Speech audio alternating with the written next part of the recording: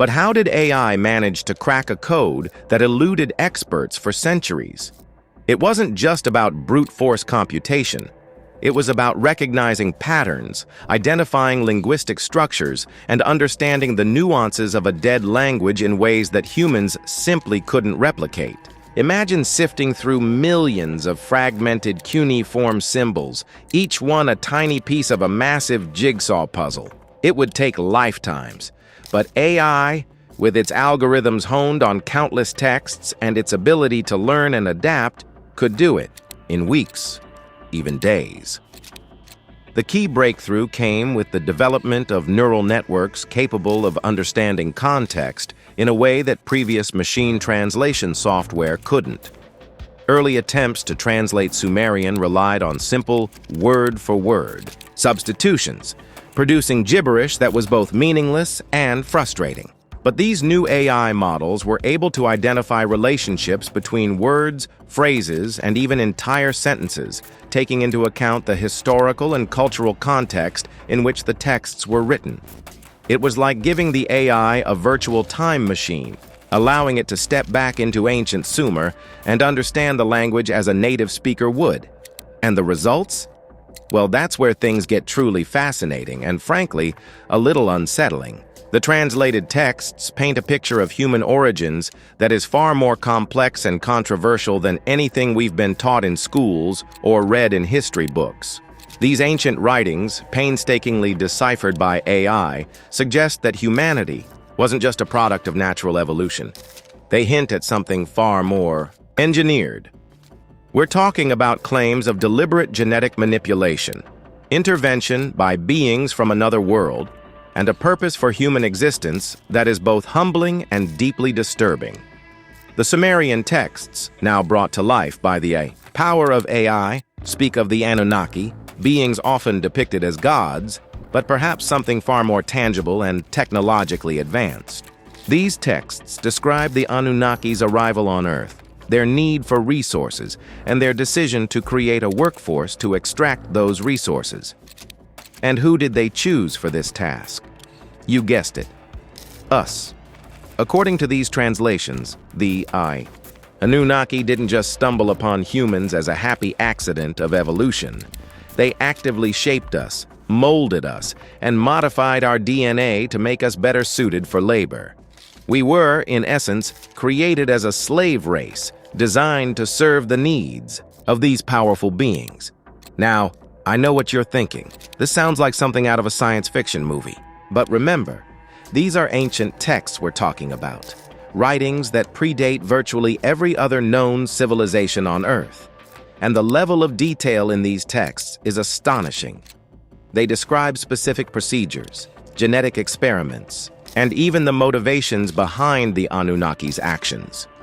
They talk about internal conflicts among the gods, disagreements over the treatment of humans, and even attempts to grant us greater autonomy and knowledge. It's a story of creation, rebellion, and betrayal, all written in cuneiform and brought to light by the tireless work of AI.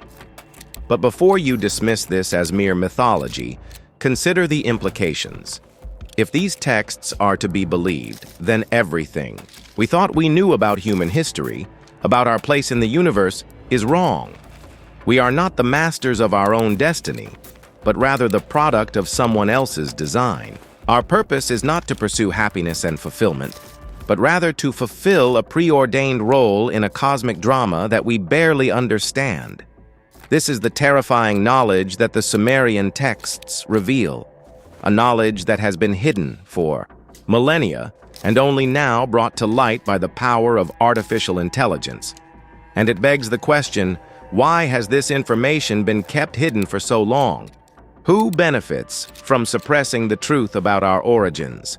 And what are the implications of this knowledge for our future? The translation of the Sumerian texts is not just a technological breakthrough, it's a Pandora's box, unleashing a torrent of questions and challenging everything we thought we knew about ourselves.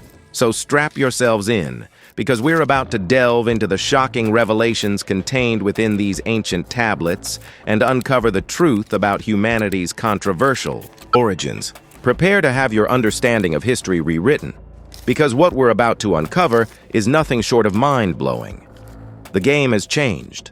The newly translated Sumerian texts offer a narrative that's both revolutionary and deeply unsettling. They suggest that the Anunnaki, the powerful beings often depicted as gods, didn't just stumble upon Earth and decide to play creator. Instead, these texts detail a deliberate and calculated intervention, a genetic engineering project with humanity as the target. Forget the idea of humans spontaneously evolving or simply being divinely gifted into existence. The Sumerian texts paint a picture of beings meticulously crafting and manipulating our DNA for specific purposes. So what did the Anunnaki actually do, and why?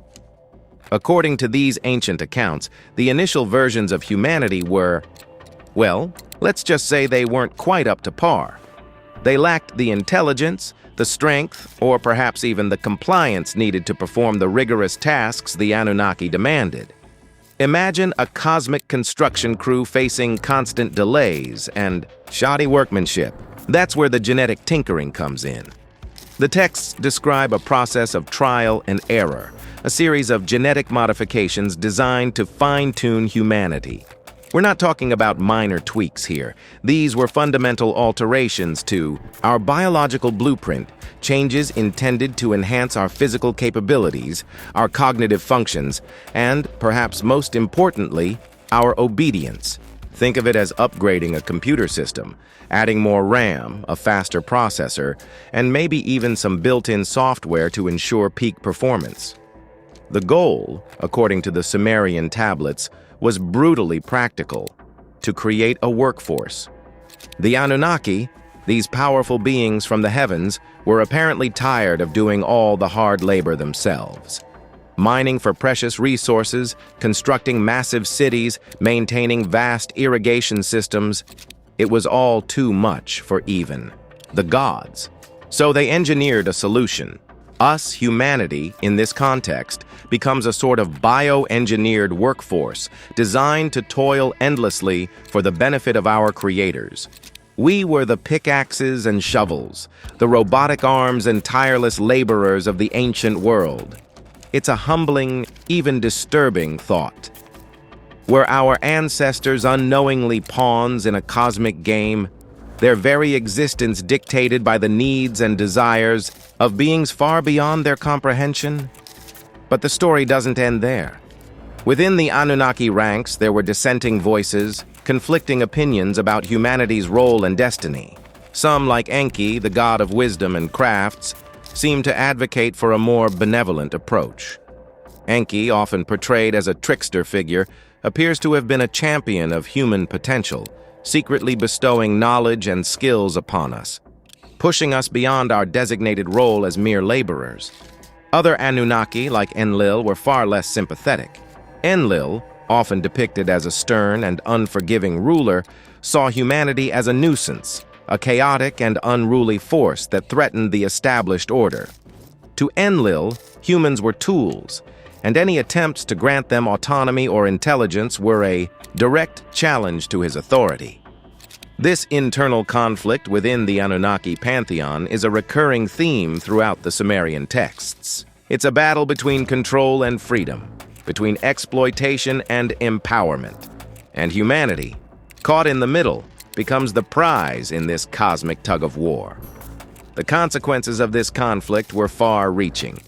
The texts hint at disagreements and power struggles, leading to clashes and even open warfare among the Anunnaki. Humanity, of course, suffers the consequences, caught in the crossfire of these divine disputes. One of the most dramatic examples of this conflict is the story of the Great Flood, a cataclysmic event that nearly wiped out humanity. According to the Sumerian texts, Enlil, enraged by the growing population and the increasing independence of humans, decided to unleash a devastating flood to cleanse the earth.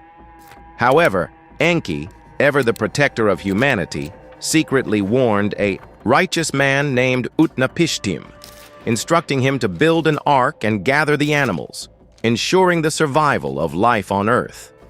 This act of defiance against Enlil highlights the deep divisions within the Anunnaki ranks and the ongoing struggle for control over humanity's destiny. So what does all of this mean?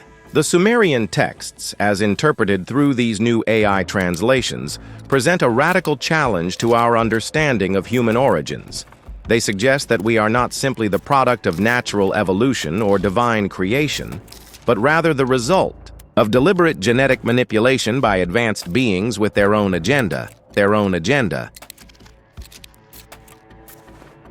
It's a disturbing thought, one that raises profound questions about our purpose, our freedom, and our place in the universe. Were we created to be slaves? Are we still being manipulated by forces beyond our comprehension? And if so, can we ever truly be free? These are the questions that the Sumerian texts force us to confront, questions that continue to resonate even after thousands of years. The Anunnaki legacy, as presented in these translated tablets, is not just a story of ancient gods and forgotten civilizations. It's a mirror reflecting our own anxieties about control, power, and the very nature of humanity itself. And it's a mirror we can't afford to ignore. The newly translated Sumerian texts have opened up a flood of discussions, not just among historians, but also among ordinary people who cannot help but wonder, how much did the ancients really know? When people think of the Sumerians, they often imagine myths of gods, creation stories, and early forms of writing on clay tablets. But beyond those myths, these new translations reveal something far more startling. References to advanced technological knowledge that should have been completely out of reach for a civilization that existed thousands of years ago. How is it possible, one might ask, for a people so ancient to have even hinted at things like electricity, metallurgy, flying machines, or even weapons that sound eerily close to nuclear energy? The very idea seems impossible, and yet here it is, etched into tablets that were buried for millennia. For instance, the texts contain references to electricity. Now, how could people from that era have any idea about something we often consider to be the hallmark of the modern world?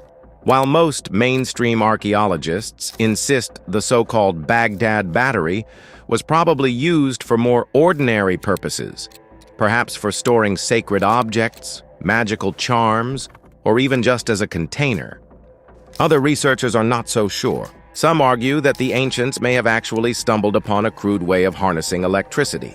After all, the Sumerians lived under skies that often flashed with lightning, and they must have experienced static electricity.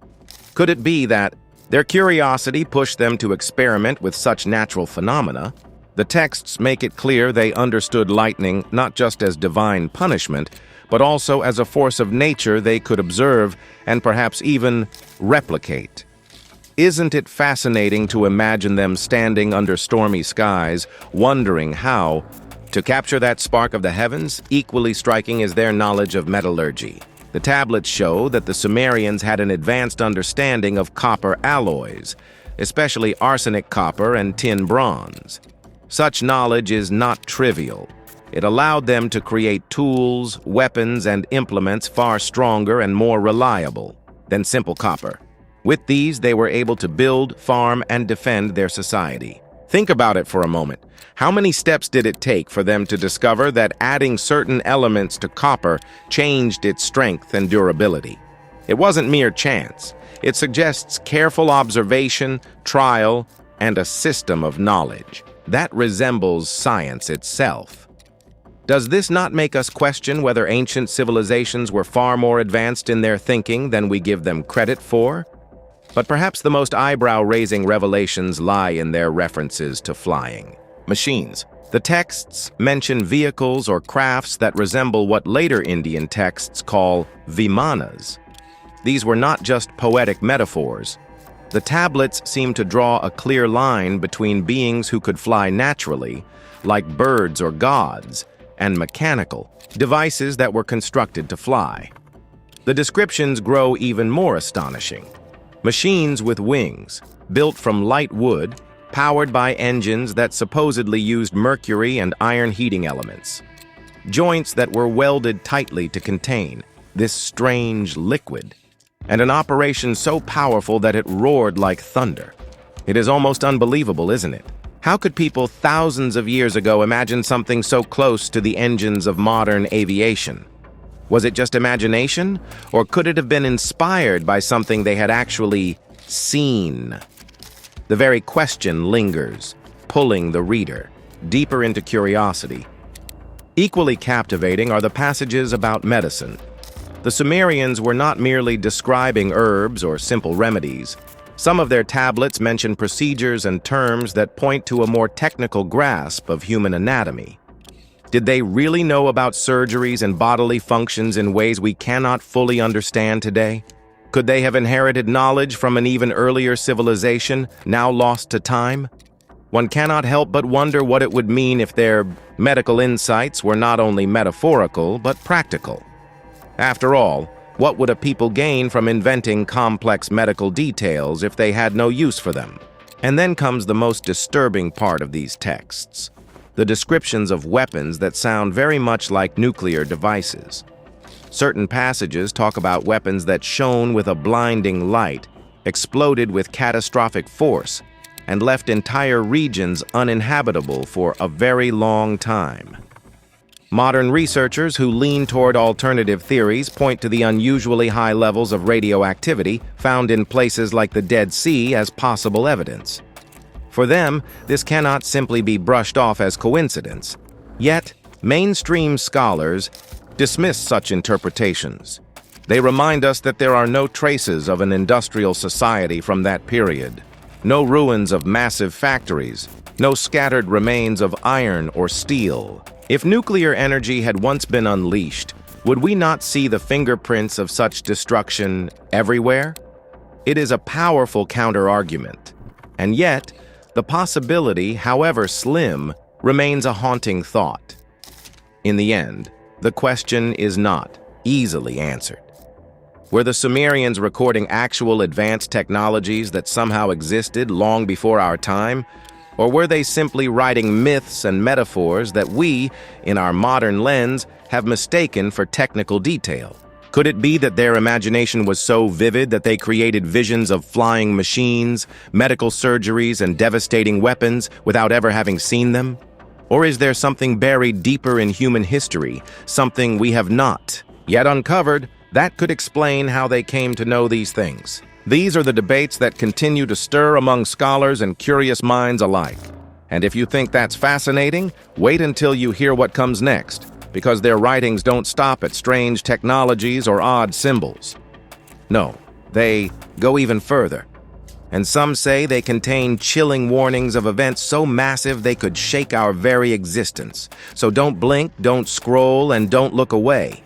Because what the Sumerians claimed about the future is something you'll want to hear till the very last word.